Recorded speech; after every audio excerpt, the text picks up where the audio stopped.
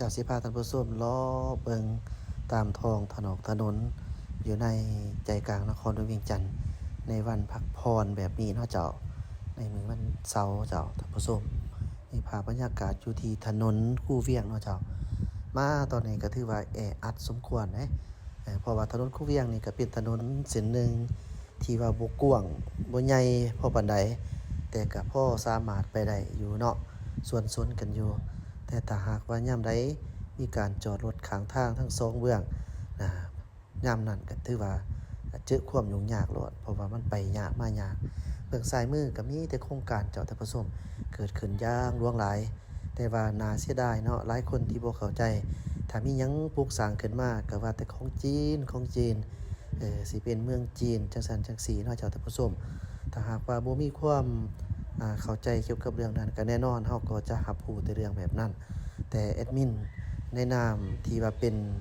อ่าสื่อกลางว่าซั่นซะเนาะในการผู้นำเสนออยากขอบอกให้เข้าใจว่าหลายๆตึกอยู่ในนครหลวงเวียงจันทน์โดยเฉพาะแม่นตึกที่เฮากายมาเมื่อกี้นี่มีการก่อสร้างใหม่ล่าสุดที่เฮาเห็นก็แม่นเป็นการร่วมมือกันระหว่างลาวและก็ฮ่องกงเนาะเจ้าท่านผู้ชมของสปปจีนอันนี้แหละก็แม่นแท้ก็ของจีนเพิ่นก็แต่ว่าเพิ่นมาร่วมมือลงทุนกันกับ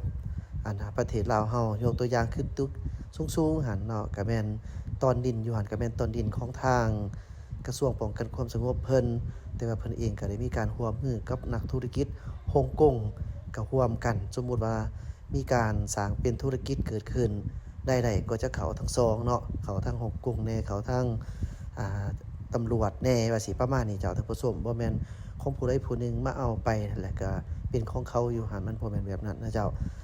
ถ้าหากว่าเฮาบ่มีการร่วมมือเฮาสิเอาเงินแต่ไสมาสร้างต่อให้มีก็ไปเฮ็ดทางอื่นแม่นบ่เจ้าท่านผู้ชมไปเฮ็ดแนวอื่นส่วนว่า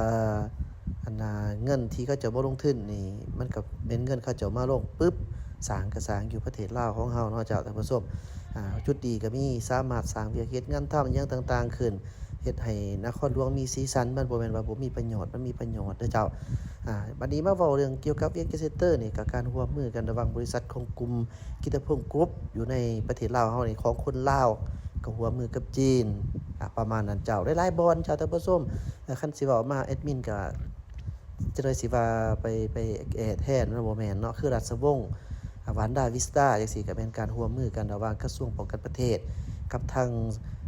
นักธุรกิจของทางสปปจีนเพิ่นร่วมมือกันคือเก่าเนาะเจ้า บ่แม่นว่ายามใดก็จีนแต่ว่าก็มีหลายบ่อนในที่แท้ก็แม่นจีนเนาะ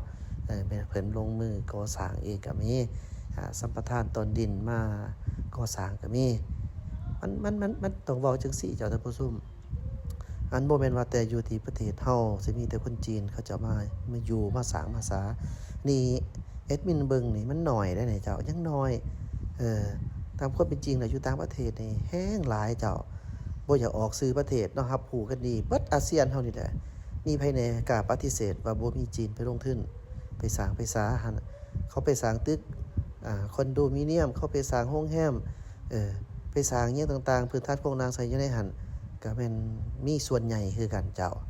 ฉะนั้นบางประเทศก็แม่นหุ้นส่วนร่วมมือกันก็แบบลาวเฮานี่แหละอยากให้เข้าใจเนาะเจ้าท่านผู้ชมก็อธิบายมานี่พร้อมกับเบิ่งตัวเมืองนครหลวงเวียงจันทน์เฮาในมื้อนี้วันพักผ่อนนี่ อยากให้เข้าใจว่ามันกับคันเฮาสิเบิ่งในทางลบเฮาก็จะเห็นแต่เบื้องลบแต่ถ้าหากว่าเฮาเบิ่งทางบวกนำเฮาก็จะเห็น2แง่มุมถ้าหากว่าอันใดที่ว่ามันเป็นสิ่งที่พอเข้าใจได้เนาะเจ้าเช่นว่าแอดมินพยายามอธิบายมานี่ก็เพื่อว่าอยากให้ผู้ที่ติดตาม2แอดมินนั้นได้รับรู้ข้อมูลที่แท้จริงคันบ่เชื่อก็ลองสืบถามเบิ่งก็ได้เนาะเจ้าเพิ่นก็มีสถานที่ตั้งของเพิ่นอยู่บ่แม่นว่าบ่มีหั้นนะเจ้า ส่วนว่าคันเป็นเขตเศรษฐกิจพิเศษบ่อันนี้ก็จะเป็นอีกแบบหนึ่งเด้อเจ้าก็คือแม่นเขามาสัมปทานตอนดินคันสิเว้าแบบคือหลายคนเว้าว่ามาซื้อดินคันสิว่าซื้อก็สิถูกบ่หรือบ่ถูกอันนี้ก็บ่สร้างสิตอบเนาะต่างแต่ว่าก็เป็นกรรมสิทธิ์หั้นแหละสมมุติว่าซื้อ99ปีบ่หรือว่าสัมปทาน99ปีก็แม่นเป็นกรรมสิทธิ์ของผู้สัมปทานฮ่องกงคือกันก็เคยถูกเป็นแบบนี้เนาะเจ้าท่านผู้ชมแต่เพิ่นก็เจริญพัฒนาไป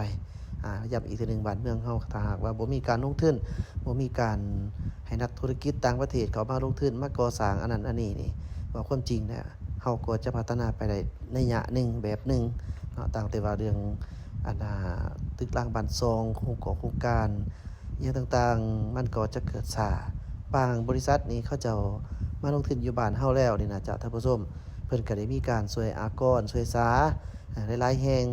แล้วแบ่งปันผลกำไรนี่ก็ไปเฮ็ดอยู่ท้องถิ่นก็มีหลายยกตัวอย่างก่อสร้างโรงงานโรงเรียนจังซี่เด้เห็นบ่ว่าเป็นหยังงั้นจึงมีทุนจากต่างประเทศมาช่วยที่จริงแล้วเพิ่นก็มีผลประโยชน์คือกันเนาะฉะนั้นในเมื่อเพิ่นผลประโยชน์เพิ่นได้กำไรจังซี่แล้วนี่เพิ่นก็แบ่งปันผลกำไรน่ะช่วยเหลือสังคมยกตัวอย่างเกิดภัยพิบัติธรรมชาติเกิดภัยต่างๆจังซี่ก็มีทางบริษัทห้างก็ประกอบส่วนสุกโยอิหยังประมาณนี้ล่ะจ้ะท่านผู้ชมอันนี้แหละคือการร่วมมือเนาะที่ว่าต่างฝ่ายต่างก็ได้รับผลประโยชน์ฉะนั้นบ่แม่นว่าเขาสิมาแต่กอบโกยอย่างเดียวเนาะเจ้าสามารถสร้างเวียกเฮ็ดงานทำอิหยังต่างๆนี่เด้ต่างแต่ว่าคนที่บ่ค่อยรู้หั้นนะเขาเจ้าจะมักตีความไปก่อนโดยที่บ่ทันมีข้อมูลอ้างอิงอิหยังต่างๆฉะนั้นก็อยากให้เบิ่งคลิปนี้เนาะเจ้าเพื่อพอเป็นประโยชน์บ่หลายก็น้อยหั้นนะเจ้าสำหรับผู้ที่ติดตามช่องกินหน่อย Channel อยากให้เข้าใจแบบนี้เนาะเอาตอนนี้เฮาก็มาพี่แล้วเนาะมาฮอดแถวได้มาแต่ร่วมเรื่องนี้อยู่มาฮอดแถวหน้าไส้พี่น้องเจ้าท่านผู้ชมก่อนสิร่มนี่เห็นเนาะบ่ว่าจะเป็นทางแฟนเพจกินลาวของทางกินหน่อย Channel เองแล้วก็ช่องส่วนตัวอิหยังต่างๆที่ลงเกี่ยวกับการพัฒนาสร้างสรรค์เป็นรูปภาพอิหยังต่างๆนี่ก็มักจะเห็นผู้คนเขาไปแสดงความคิดว่าจะเป็นเมืองจีนจะเป็นของจีนสิมาปกครองลาวอีหยังประมาณนี้เจ้าท่านผู้ชมอันนี้เฮาเห็นแล้วเฮาก็รู้สึกว่าโอ้รู้สึกแบบจังได๋บ่สร้างสิอธิบายรู้สึกแบบค่อนข้างแบบความคิดของคนเฮาบางคนนี่ก็ถือว่าคิดต่างอีหลีเนาะเจ้า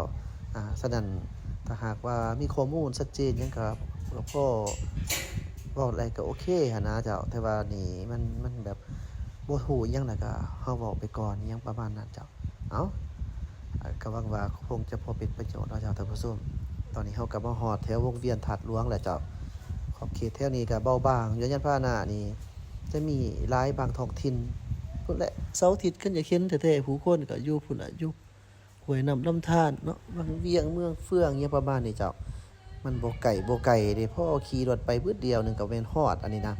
สะดวกสบายหลายคนก็ไปท่องไปเที่ยวลาวเที่ยวลาวก็หลายอิหยังประมาณนั้นเจ้าต่างประเทศก็มาเที่ยวลาวก็หลายนักท่องเที่ยวต่างประเทศเขาเที่ยวลาวอันดับ1ในปัจจุบันนี้ก็ยังคงแม่นประเทศไทยเนาะนักท่องเที่ยวจากไทยแลนด์เนาะอันดับ2รองลงมานี่ก็แม่นนักท่องเที่ยวจากทางสปปจีนเนาะคนจีนนักท่องเที่ยวจีนก็เขามาท่องเที่ยวหลายเช่นเดียวกันเป็นอันดับ2บ่แน่อนาคตนี่จีนอาจจะแซงนักท่องเที่ยวไทยก็เป็นไปได้เอาสุดท้ายต้องขออภัยหลายๆเจ้าถ้าหากเว้ามาว่าบ่ถูกใจเนาะขออภัยหลายๆสบายดี